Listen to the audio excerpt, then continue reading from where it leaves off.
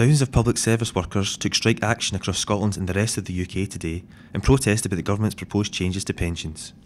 The changes will force workers to work longer and pay more into their pension pot with the removal of the current final salary system. Among the public sector workers taking part in the 24-hour strike are civil servants, NHS workers, including paramedics, border force staff and lecturers.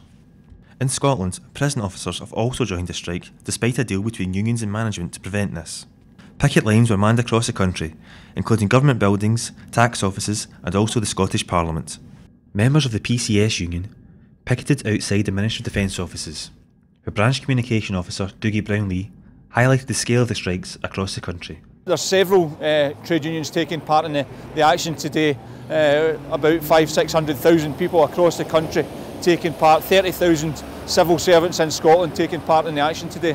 And strike primarily to safeguard our pensions and try and protect our pensions, but certainly in the Ministry of Defence we're also on strike over the 32,000 job cuts that this government have planned and also about the pay restraint. We're currently in the middle of a 2-year pay freeze followed by a 2-year pay cap and then followed also by the threatened regional pay, which will mean indefinite pay cuts and pay restraint for all public sector workers. We're now on the 4th final offer from the government and we want to get the government back to the negotiating table on the main issues of working longer, paying more but getting less pension at the end of it. You've seen from last weekend what's happening across Europe, especially in France where a socialist Prime Minister has been elected. The first thing he did was say he would have a proper living wage for everybody. He would cut the pension age for public sector workers from 62 to 60.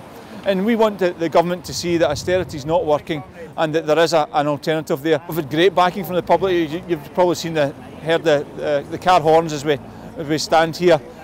We've given out leaflets to the public. There's been great support. They recognise that this is not a public versus private battle and that this is about fair pensions for all and not just for the few millionaires in the cabinet.